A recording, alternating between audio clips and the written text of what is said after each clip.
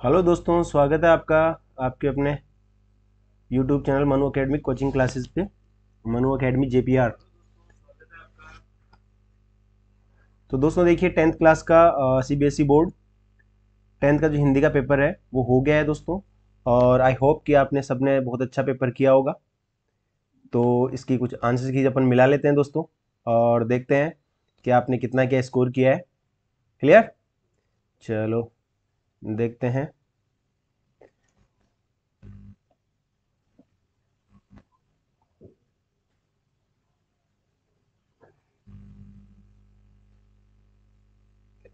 तो देखिए, जो फर्स्ट है आपका क्वेश्चन है।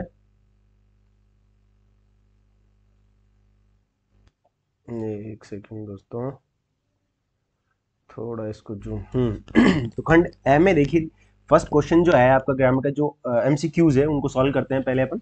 इसमें आया है, फर्स्ट क्वेश्चन है आपका, रशिया शब्द में प्रयुक्त प्रत्यय बताइए। तो देखिए, रशिया का जो शब्द है, एक्चुअल में इसमें जो आपका वो आएगा प्रत्यय जो यूज होगा, वो होगा दोस्तों ईया प्रत्यय है इसमें। क्योंकि देखिए रशिया जो है रस प्लस ईया शब्द से बना हुआ है। रस प्लस ईया, तो ये ईया जो है यहाँ पर प्रत्यय है दोस्तों। क्योंकि आई नो कि आप सब जानते हैं कि प्रत्यय क्या होता है, शब्द के पीछे लग करके नया शब्द बनाने वाले शब्दों को अपन प्रत्यय कहते हैं दोस्तों। दूसरा क्वेश्चन है आपका, तो इसका फर्स्ट का क्वेश्चन का आंसर हो गया बी, राइट। सेकंड क्वेश्चन है, गुण स्वर संधि का सही उदाहरण है। तो देखिए, यहाँ पर एक है रमेश, एक है विद्यालय, मत एक के निरोग। तो निरोग तो आपको पता ही है कि विसर्ग संधि का उदाहरण है। मत एक के, मत प्लस एक के, ये आपका वृद्धि संधि का हो जाएगा। और विद्या प्लस आले दीर्घ संधि का है। तो बचा कौन सा option? Option A, Ramesh. Rama plus Ish क्या हो जाएगा दोस्तों? रमा प्लस ईश। तो ये हो जाएगा आपका Ramesh, right. Okay. Third question है आपका, उत्साह कविता के कवि कौन है? तो इसके दोस्तों है Suryakant Tripathi Nirala. Clear? Okay. Next question है आपका, राम लक्ष्मण परशुराम संवाद की भाषा है। तो देखिए दोस्तों, आपने अगर पढ़ा है अच्छे से तो मुझे नहीं लगता है कि पेपर हार्ड था, बहुत ईजी सा है। और इसमें आपसे पूछा गया है कि राम लक्ष्मण परशुराम संवाद की भाषा कौन सी है। तो इसकी हो जाएगी दोस्तों ऑप्शन डी, अवधि। इसका आंसर हो जाएगा दोस्तों अवधि। Okay, alright.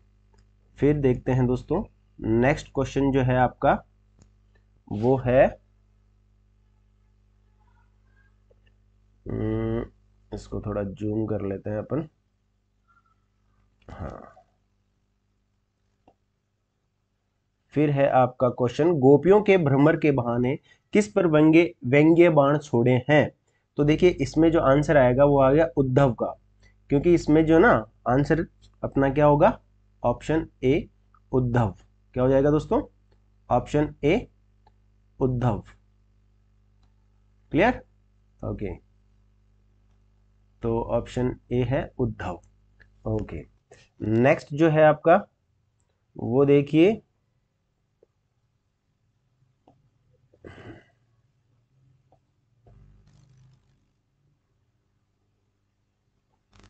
नेक्स्ट हो जाएगा दोस्तों अपना,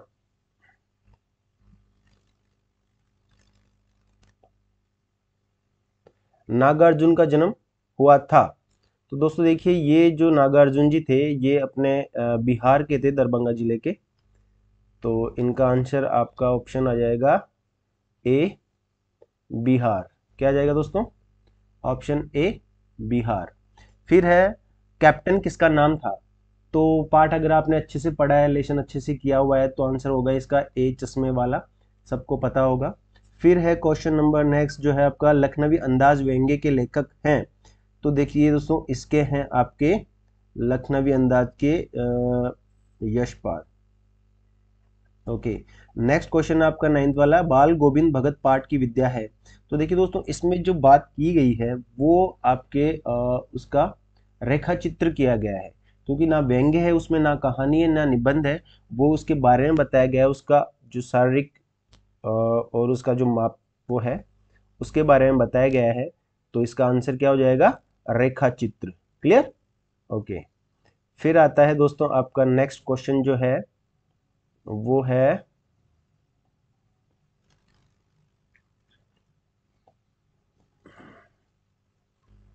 ये जूम कर लेता हूं एक बार मैं इसको, और रुक जा भाई।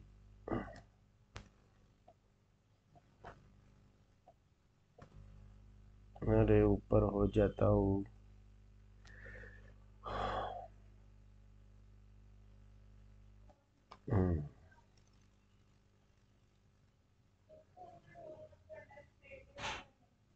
एक सेकंड, एक क्वेश्चन रह गया आपका। अरे यार,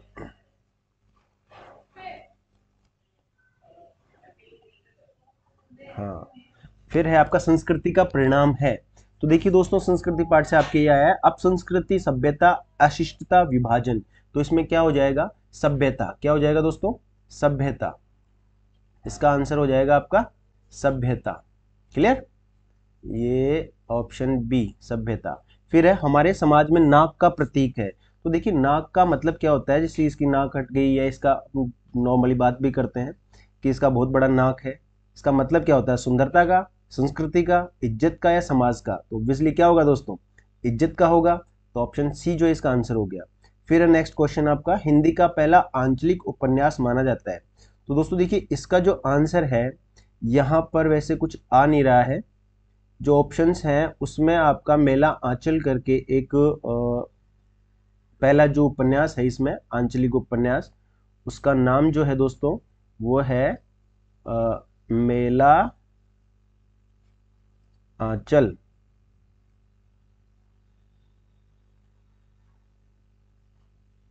यहाँ पे देखते हैं क्या मानते हैं इसका आंसर। क्लियर? ओके। फिर देखिए दोस्तों नेक्स्ट क्वेश्चन जो है आपका वो है, हाँ, सेकंड क्वेश्चन जो आता है आपका, रेखा रिक्त स्थानों की पूर्ति कीजिए। तो इसमें देखिए आपका जो हो जाएगा, बहुत ही इजी से आंसर्स हैं यहाँ पर। क्या हो जाएगा दोस्तों? पहला जो क्वेश्चन है उसमें आपको पूछा गया है कि किसी भाव अवस्था गुण अथवा दशा के नाम को कहते हैं, कौन सी संज्ञा कहते हैं दोस्तों? ऑब्वियसली क्या कहते हैं? भाववाचक संज्ञा। क्या कहते हैं दोस्तों? भाववाचक संज्ञा। तो फर्स्ट का जो आंसर है वो तो हो जाएगा भाववाचक। ठीक है? ओके। नेक्स्ट क्वेश्चन है, वे शब्द जो संज्ञा या सर्वनाम की विशेषता बताते हैं। बहुत इजी है ये तो, एलकेजी यूकेजी या फर्स्ट थर्ड के बच्चे बता सकते हैं। उन्हें विशेषण कहते हैं दोस्तों। जो शब्द संज्ञा या सर्वनाम की विशेषता बताते हैं उन्हें विशेषण कहते हैं। तो यहाँ पे सेकंड वाले का आंसर आ जाएगा विशेषण। ठीक है? ओके। थर्ड क्वेश्चन है, वे क्रियाएं जिनके साथ कर्म प्रयुक्त नहीं होता है उसे क्या कहते हैं? अकर्मक क्रिया कहते हैं दोस्तों, अकर्मक। क्योंकि क्रियाएं जो है, सॉरी, ये कर्मक टू टाइप्स की होती है, आपको पता ही है। तो यहाँ पे क्या हो जाएगा? अकर्मक। ये हो जाएगा अकर्मक। ओके। फोर्थ क्वेश्चन है दोस्तों, वे डैश शब्द जो दो शब्दों, वाक्यांशों या वाक्यों को जोड़ते हैं उन्हें समुच्चय बोधक अव्यय कहते हैं। तो ये कौन सा अव्यय होगा दोस्तों?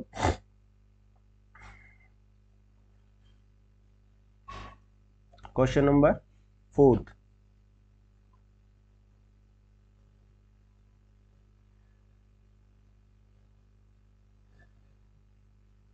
इसका देखते हैं दोस्तों क्या होगा आंसर। नेक्स्ट क्वेश्चन है आपका, वे शब्दांश जो किसी शब्द के डैश में लगकर नए अर्थ का बोध करवाते हैं उन्हें प्रत्यय कहते हैं। तो ये कौन से वो होते हैं दोस्तों? शब्दांश होते हैं।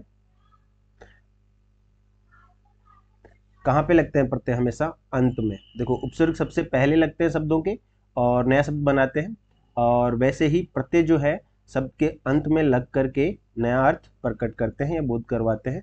तो उन्हें यहाँ पे आ जाएगा अंत। क्या आ जाएगा? अंत में। ओके। नेक्स्ट है आपका, हिंदी में उपसर्ग प्रकार के कितने प्रकार होते हैं? तो उपसर्ग के जो है कितने प्रकार होते हैं? उपसर्ग के कितने प्रकार होते हैं? 21 प्रकार के होते हैं। हिंदी में जो है 21 प्रकार के उपसर्ग होते हैं दोस्तों। उपसर्ग क्या होते हैं? जो शब्द के आगे लगकर उसका अर्थ चेंज कर देते हैं या नया शब्द बनाते हैं, उन्हें कितने प्रकार के होते हैं, सॉरी 22 प्रकार के होते हैं दोस्तों। ये 21 नहीं 22 प्रकार के होते हैं, इट्स माय फॉल्ट। तो इसका आंसर हो जाएगा 22 प्रकार के। क्लियर? ओके दोस्तों, इसके बाद में देखिए आपके गद्यांश आया है। गद्यांश को पढ़ करके आप किसके आंसर्स देने थे, तो देखते हैं इसमें क्या क्या है और इसके आंसर्स भी करते हैं अपन। तो दोस्तों यहाँ पर जो है आपसे पूछा गया है, एक सेकंड इसको जूम करने दो थोड़ा।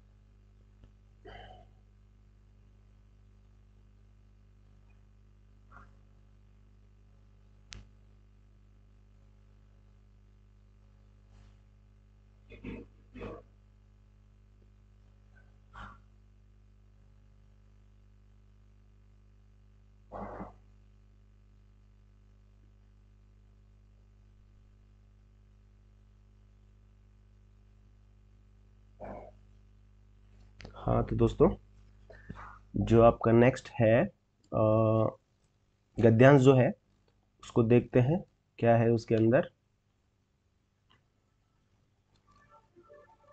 गद्यांश में आपसे पढ़ करके इसके आंसर्स देने हैं। तो लिखा हो कि वर्तमान में राष्ट्र को शारीरिक दृष्टि से मजबूत, निर्भय तथा ऐसे नवयुवकों की आवश्यकता है जो अपने आप में, अपनी शक्ति में विश्वास करते हों। विवेकानंद की दृष्टि से नास्तिक वह है जो अपने आप में विश्वास नहीं करता। भारत के राष्ट्रीय आदर्श त्याग और सेवा को अपनाकर गरीबों, भूखों और पीड़ितों की सेवा में अपने को अर्पित करना ही राष्ट्र की सबसे बड़ी सेवा है। राष्ट्रभक्ति कोरी भावना नहीं है, उसका आधार विवेक और प्रेम, उस जिसकी अभिव्यक्ति विवेकपूर्ण कार्य करते हुए बाहरी भेदभाव को भूलकर हर एक मनुष्य से प्रेम करने में देखी जा सकती है। विवेकानंद के उपदेश का ध्येय वाक्य है, उठो जागो और तब तक रुको नहीं जब तक लक्ष्य प्राप्त ना हो जाए। तो देखिए दोस्तों यहाँ पर ये 6 नंबर का आपका जो गद्यांश है और इसमें आपसे पूछा गया है पहला क्वेश्चन जो है, प्रस्तुत गद्यांश का उचित शीर्षक क्या होगा। तो देखिए इसमें जो बात की गई है इस गद्यांश में वो किस चीज की बात की जा रही है यहाँ पर। एक तो यहाँ पर आपको राष्ट्रीय भावना के प्रति, दूसरा आपको स्वविवेक और जीवन में कुछ कर गुजरने का की बात की जा रही है। तो आई होप कि इसमें आप जो है इसका जो शीर्षक है वो आप ऐसा भी लिख सकते हैं कि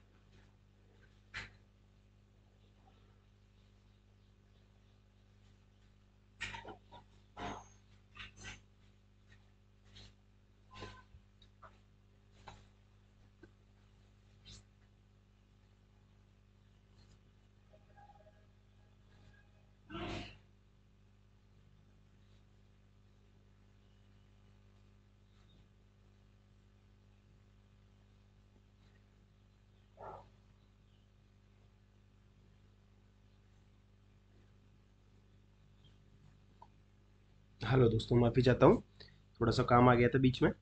तो दोस्तों देखिए, इसका जो गद्यांश का उचित शीर्षक हो जाएगा वो हो जाएगा नवयुवकों की शक्ति, या नवयुवकों को उचित मार्ग प्रदान करना।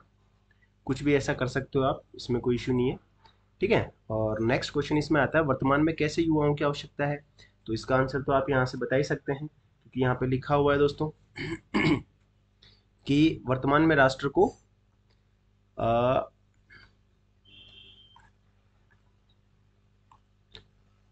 शारीरिक दृष्टि से मजबूत, निर्भय युवकों की आवश्यकता है। क्लियर। ओके। नेक्स्ट क्वेश्चन जो है आपका यहाँ पर, वो है कि वर्तमान में राष्ट्र की सबसे बड़ी सेवा क्या है। तो देखिए दोस्तों, यहाँ पे लिखा हुआ है कि राष्ट्र की सबसे बड़ी जो सेवा है वो क्या है दोस्तों, कि अपने आप को भारत के राष्ट्रीय आदर्श त्याग और सेवा को अपनाकर गरीबों, क्या है दोस्तों, गरीबों, ये हो जाएगा यहाँ से कि आदर्श त्याग और सेवा को अपनाकर गरीबों, भूखों और पीड़ितों की सेवा में अपने को अर्पित करना ही राष्ट्र की सच्ची सेवा है और सबसे बड़ी सेवा है दोस्तों। क्लियर। ओके। नेक्स्ट क्वेश्चन जो है आपका, वो है कि विवेकानंद के उपदेश का ध्येय वाक्य क्या है। तो उनका है, उठो, जागो और तब तक ना रुको जब तक लक्ष्य प्राप्त ना हो जाए। तो दोस्तों यहाँ पे देखिए लास्ट में लिखा हुआ है ये ध्येय वाक्य इनका। क्लियर। ओके। फिर नेक्स्ट क्वेश्चन है आपका, एक सेकंड दोस्तों, ये थोड़ा,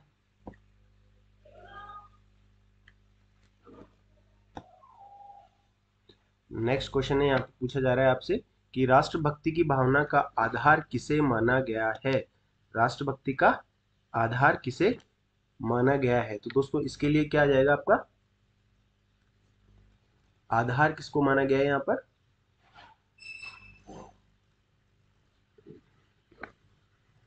राष्ट्रभक्ति की भावना का आधार किसे माना गया है। राष्ट्रभक्ति की भावना का आधार किसे माना गया है। तो यहाँ पे देख सकते हैं अपन, लिखा हुआ है कि बाहरी भेदभाव को भूलकर हर एक मनुष्य से प्रेम करने में देखा जा सकता है। ये हो जाएगा दोस्तों इसका, राष्ट्रभक्ति कोई भावना नहीं है, उसका आधार विवेक और प्रेम है। तो यहाँ पे जो इसका आधार माना गया है वो विवेक और प्रेम को माना गया है दोस्तों। राइट। यहाँ पे क्या है, विवेक और प्रेम को माना गया है। क्लियर दोस्तों। ओके। देखिए यहाँ पे लिखा हुआ है, मनुष्य के ये आधार विवेक और प्रेम है। ओके। नेक्स्ट है, आस्तिक शब्द का विपरीतार्थक शब्द गद्यांश में छांटकर लिखिए। आस्तिक और दूसरा इसका ऑपोजिट जो है वो हो जाएगा नास्तिक। क्लियर। ओके। फिर दोस्तों चलते हैं अपन नेक्स्ट क्वेश्चन की तरफ। तो देखते हैं नेक्स्ट क्वेश्चन में क्या है आपके, निम्नलिखित अपठित गद्यांश को पढ़कर प्रश्नों के उत्तर अपनी पुस्तिका में लिखिए, उत्तर पुस्तिका में लिखिए। तो ये हो जाएगा, है कौन विघ्न ऐसा जग में टिक सके आदमी के मग में। है कौन विघ्न ऐसा जग में टिक सके आदमी के मग में, खम ठोक ठेलता है जब नर पर्वत के जाते पांव उखड़, मानव जब जोर लगाता है पत्थर पानी बन जाता है, गुण बड़े एक से प्रखर हैं छिपे मानवों के भीतर, मेहंदी में जैसे लाली हो वर्तिका बीच उजियाली हो, बत्ती जो नहीं जलाता है रोशनी नहीं वह पाता है। तो यहाँ पर देखिए दोस्तों, एक आपका पद्यांश आया है और अपठित पद्यांश के आंसर्स अपने को देने हैं। तो पूछ रहा है कि पद्यांश का उचित शीर्षक क्या होगा। तो यहाँ पर जो होगा इसका शीर्षक जो होगा दोस्तों वो क्या हो जाएगा कि यहाँ पे मानव को उसके कर्तव्यों के प्रति और उसे कुछ करते रहने के लिए बात की गई है कि मेहनत करते रहना चाहिए, अंतिम उसको सफलता जरूर मिल जाती है। तो आप इसका ये भी कर सकते हैं कि मेहनत से ही सफलता मिलती है। ठीक है। फिर आपको सेकंड क्वेश्चन जो है वो पूछा गया है कि आदमी के मग में कौन नहीं टिक सकता। तो देखिए दोस्तों यहाँ पे लिखा हुआ है कौन नहीं टिक सकता, विघ्न ऐसा जग में टिक सके आदमी के मग में। तो विघ्न का क्या मतलब है, यहाँ पे रुकावटें, ऐसी समस्याएं, उनकी बात की जा रही है। तो ऐसा कोई विघ्न नहीं है, ऐसी कोई रुकावट नहीं है, ऐसी कोई समस्या नहीं है जो इंसान उसका सोल्यूशन नहीं कर सकता। वह सब कुछ कर सकता है अगर वो चाहे, अडिग रहे अपने रास्ते पर अपनी मेहनत को लेकर के। तो ठीक है, ओके। नेक्स्ट क्वेश्चन है इसमें, पत्थर कब पानी बन जाता है। पत्थर जब पानी बनता है दोस्तों, जब मानव अपने पूरे जोर से किसी काम को करने में लग जाता है तो पत्थर भी पानी बन जाता है दोस्तों। क्योंकि यहाँ पे देखिए लिखा हुआ है कि मानव जब जोर लगाता है पत्थर भी पानी बन जाता है। Clear, okay. फिर नेक्स्ट क्वेश्चन है इसमें आपका, रोशनी किसे नहीं मिलती। तो रोशनी उसे नहीं मिलती जो बत्ती ही नहीं जलाता। आई मीन जो अगर मेहनत नहीं करोगे तो आपको उसका फल कहाँ से मिलेगा। जैसे इस एग्जाम के लिए आपने जितनी मेहनत करी है उसके हिसाब से आपको उसका रिजल्ट मिलेगा, है कि नहीं।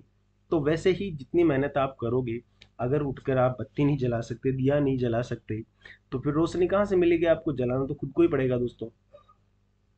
ऐसा तो है नहीं कि स्वयं जल जाए वो। ठीक है, ओके। नेक्स्ट क्वेश्चन है आपका कि पर्वत के पांव कब उखड़ जाते हैं। तो देखिए दोस्तों यहाँ पे लिखा हुआ है, क्या लिखा हुआ है कि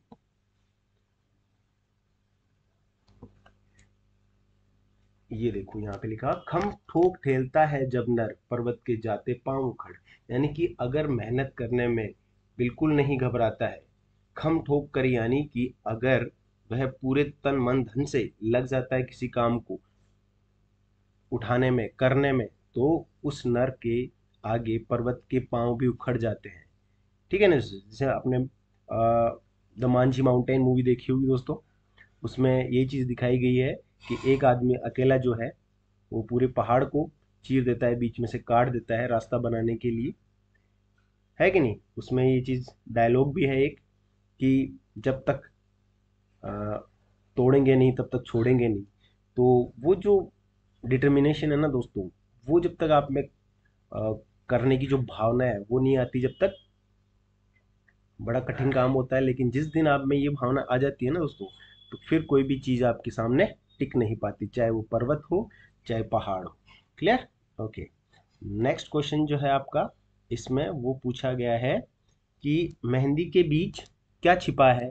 तो मेहंदी के बीच क्या छिपा है दोस्तों, मेहंदी में जैसे लाली हो, वर्तिका बीच उजियाली हो। मेहंदी का जो रंग है दोस्तों, जब हम लगाते हैं उसको, सूखी जब रहती है तब तो उसका कलर जो है कैसा, ब्राउन, ऐसे ग्रीन ग्रीन सा रहता है दोस्तों। लेकिन जब रचती है वो हाथों में लगने के बाद तो उसका कलर बिल्कुल लाली समान एकदम लाल हो जाता है। बस वही बात यहाँ पे की गई है कि मेहंदी का जो रंग है वो लाल होता है, उसमें लालिमा छिपी रहती है। Clear, okay. इसके बाद में नेक्स्ट जो क्वेश्चन है वो देखते हैं अपन। तो उसमें खंड ब में आपको बताया गया है, इनके क्वेश्चन आंसर्स आए हैं दोस्तों। शहनाई और डुमराव एक दूसरे के लिए किस प्रकार उपयोगी है। तो ये आप बता ही सकते हो। आई होप कि आपने अच्छी प्रिपरेशन की है, तो नॉट अ बिग डील कि आप ये क्वेश्चन सोल्व नहीं कर पाएंगे। हलदार साहब ने जब नेताजी की मूर्ति को पहली बार देखा तो उनकी दृष्टि में क्या खटकती थी। ओके। फिर छोटे बच्चे की मनोहारी मुस्कान देखकर कवि ने के मन में क्या भाव उमड़ते हैं। ये दंतुरित मुस्कान कविता के आधार पर समझाइए। दंतुरित मुस्कान ये वो वाली कविता है दोस्तों जिसमें वो बच्चे के दांत नहीं होते हैं, वो अपने पिताजी से मिलता है तो पिताजी उसकी मुस्कान को देख करके, है कि नहीं। उत्साह कविता का मूल भाव लिखिए। तो उत्साह कविता में क्या बताया गया है दोस्तों कि आप नवयुवकों के लिए है वो कविता, कि सबको जो है उत्साह से काम करना चाहिए। जैसे बादल जो है उस उत्साह से आकर के उमड़ते घुमड़ते हैं, वैसे ही उसी उत्साह के साथ में आपको काम में लगे रहना चाहिए। काम निश्चित सफलता मिलेगी आपको। गैंगटॉक शहर को देख कर लेखिका को क्या अनुभूति हुई, ये गैंगटॉक वाला क्वेश्चन भी आप इजी कर लोगे। फिर है सांप निकलने पर पानी फेंकते बच्चों की क्या प्रतिक्रिया हुई, माता का आंचल, पाठ के आधार पर समझाइए। नमक मिर्च लगाना मुहावरे का अर्थ बताते हुए वाक्य में प्रयोग कीजिए। तो नमक मिर्च लगाना दोस्तों क्या होता है, किसी की चापलूसी करना, किसी को भिड़ा देना, यानी कि कोई बात अगर छोटी हो लेकिन उसको आप बढ़ा चढ़ाकर किसी से बताते हैं तो उसमें नमक मिर्च लगाना होता है। जैसे कि छोटी सी बात थी, आपने दो दोस्तों में, और आपने जाकर के उनमें नमक मिर्च लगा करके कुछ और बातें बता दी, तो उनमें दोनों में कलह हो गई, लड़ाई हो गई। वो होता है नमक मिर्च लगाना। किसी छोटी सी बात को अपने ढंग से प्रस्तुत करना और बढ़ा चढ़ा करके, वो होता है दोस्तों नमक मिर्च लगाना। तो जैसे राम और श्याम के बीच में छोटी सी बात को लेकर उनके दोस्तों ने नमक मिर्च लगाकर एक दूसरे को भड़का दिया और लड़ाई करवा दी। ठीक है, ओके। नेक्स्ट जो क्वेश्चन है आपका वो है दोस्तों, पठित गद्यांश को ध्यानपूर्वक पढ़कर प्रश्नों के उत्तर अपनी उत्तर पुस्तिका में लिखिए। आग के आविष्कार में कदाचित पेट की ज्वाला की प्रेरणा एक कारण रही। सुई धागे के आविष्कार में शायद शीतोष्ण से बचने तथा शरीर को सजाने की प्रवृत्ति का विशेष हाथ रहा।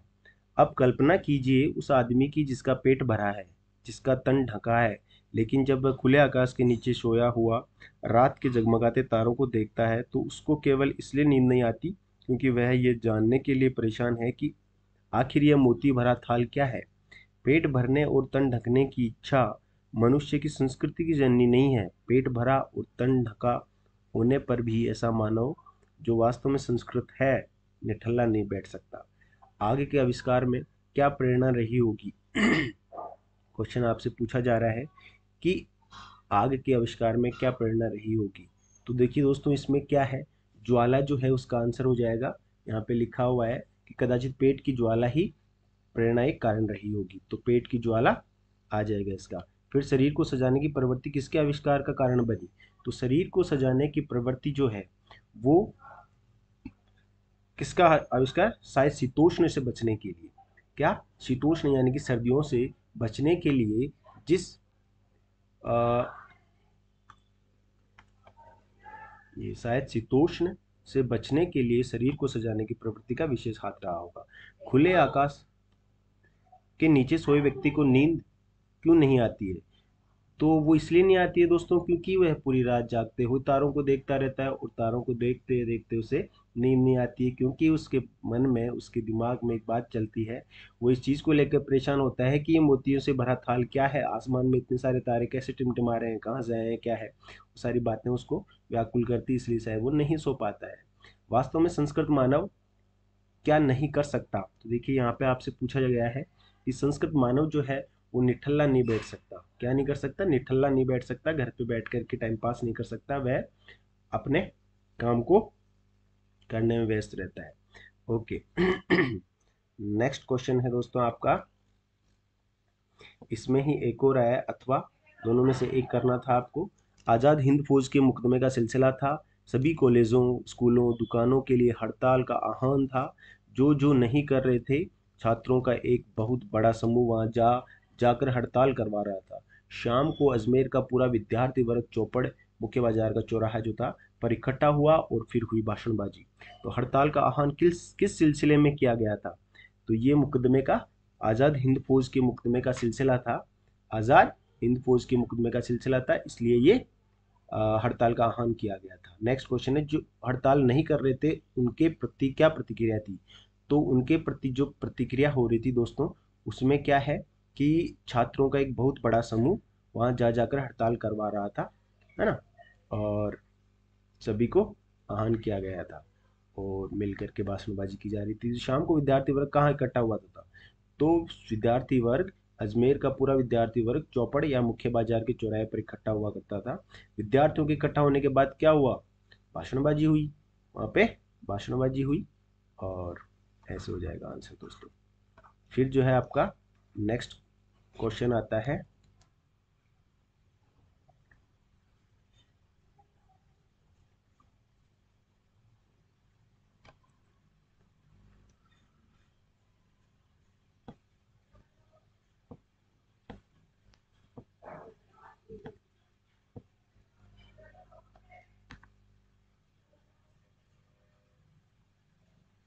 नेक्स्ट क्वेश्चन आता है दोस्तों आपका, प्रस्तुत पठित पद्यांश को पढ़कर नीचे दिए गए प्रश्नों के उत्तर दिए। उधो तुम हो अति बड़भागी, अपरस रहत स्नेह लगा तगामते, नाहीन मन अनुरागी, पूर्ण नी पात रहत जल भीतर, तारस देहन दागी, जो जल माह तेल की गागरी, बूंद न ताको लागी। गोपियों ने किसे बड़भागी कहा है? उद्धव को कहा है। उसे बड़भागी क्यों कहा गया है? क्योंकि वह क्या कर रहा है? उद्धव जो है उसको बड़भागी कहा गया है। यहाँ पे क्वेश्चन एक पहले भी आया हुआ है इसमें। फिर आपको कहा गया उसको क्यों कहा गया है, उसे बड़भागी क्यों कहा गया है? क्योंकि वह अपरस के बिना स्नेह लगा रखा था, इसीलिए उनको बड़भागी कहा है। फिर है पुर इनिपात से क्या अभिप्राय है? पुर इनिपात से क्या अभिप्राय है?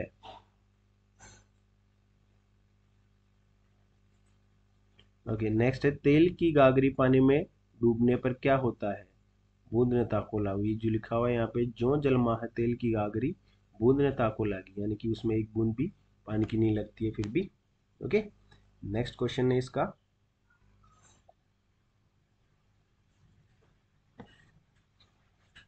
मधुप गुन गुना कर कह जाता, कौन कहानी ये अपनी, मुरझाकर गिर रही पत्तियां देखो कितनी आज घनी, इस गंभीर अनंत नीलिमा में असंख्य जीवन इतिहास, यह लोग करते ही रहते हैं अपना व्यंग्य मलिन उपहास। मधुप गुन गुना कर क्या कह रहा है? मधुप जो भंवरा होता है उसके लिए कहा गया है कि वह अपनी कहानी बता रहा है और अपनी कहानी के थ्रू कुछ चीजें बताना चाह रहा है। तो मधुप जो है गुनगुनाकर अपनी कहानी कह रहा है। नेक्स्ट क्वेश्चन है, पत्तियां क्यों गिर रही है? तो पत्तियां मुरझा गई है इसलिए वह गिर रही है। अनंत नीलिमा में क्या छिपा है? गंभीर अनंत नीलिमा में असंख्य जीवन इतिहास छुपे हुए हैं दोस्तों। फिर है व्यंग्य मलिन उपहास से क्या अभिप्राय है, क्या तात्पर्य है? तो यहाँ पे व्यंग्य मलिन उपहास का मतलब क्या है कि ये जो व्यंग्य किया जा रहा है या जो बात बताई जा रही है वह एक बहुत ही मलिन है। मलिन मतलब गंदा सा, उपहास है, उपहास मतलब मजाक सा है जिसका कोई सेंस नहीं है, उचित चीज नहीं है। ठीक है, ओके। नेक्स्ट क्वेश्चन आता है आपका, हलदार हालदार साहब भावुक है, इतनी सी बात पर उनकी आंखें भर आई। क्यों? इस पे क्या लिखना है आपको? हालदार साहब की आंखें क्यों भर आई? नेताजी का चश्मा पाठ के आधार पर बताइए। उत्तर सीमा 50 से 60 में। तो आप सब ने तैयारी की हुई थी, तुम तो आंसर कर ही सकते हो आप। लखनवी अंदाज व्यंग्य के लेखक ने किस वर्ग पर कटाक्ष किया है? दोनों में से एक क्वेश्चन करना था 50-60 वर्ड में। फिर आता है आपका, सेवक सो जो करे सेवकाई, अरी करनी करी करई तराई। पंक्ति के आधार पर बताइए परशुराम ने राम के किस कार्य को शत्रु कार्य के समान बताया है? ओके, फिर है आपका, अथवा सूर्यकांत त्रिपाठी निराला उचित कविता अट नहीं रही है में वर्णित फागुन की मादकता का वर्णन किया गया है। फागुन की मादकता का वर्णन किया गया है। फिर है आपका क्वेश्चन नंबर 16, तुलसी जी के कर्तृत्व एवं व्यक्तित्व के बारे में लिखिए। तो ये तो आपने कभी परिचय में पढ़ा ही होगा। यशपाल के व्यक्तित्व एवं कर्तृत्व के बारे में लिखिए। दोनों में से एक क्वेश्चन करना था, 4 नंबर का क्वेश्चन है दोस्तों, 60 शब्दों में। बढ़ता ध्वनि का प्रदूषण, ये कौन सा आ गया बीच में? एक सेकंड दोस्तों।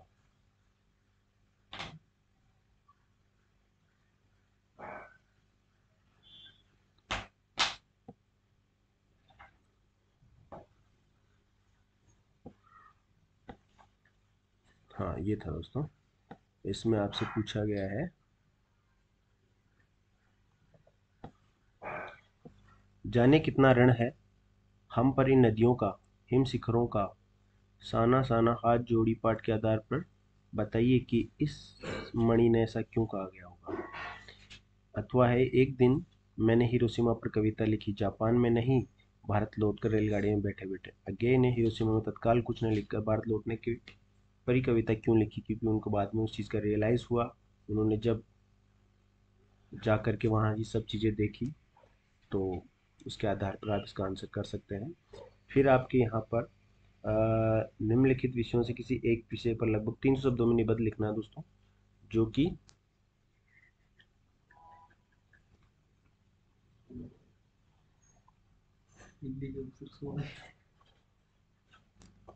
हाँ, तो यहाँ पर है आपकी कन्या भ्रूण हत्या, सामाजिक अभिशाप, ठीक है। और दूसरा है इसमें, ये जो आपको गिवन है, इन विषयों को लेते हुए इनको निबंध लिखना है। प्रस्तावना, कन्या कन्या भ्रूण हत्या के कारण, कन्या भ्रूण हत्या के दुष्परिणाम, कन्या भ्रूण हत्या रोकने के उपाय और उपसंहार। ऐसे ही शिक्षा के क्षेत्र में मोबाइल की उपयोगिता के बारे में है, तो दोनों ही इजी से हैं, आप लिख सकते हो इन पे, ठीक है। फिर आता है दोस्तों नेक्स्ट जो है, ये वाला था,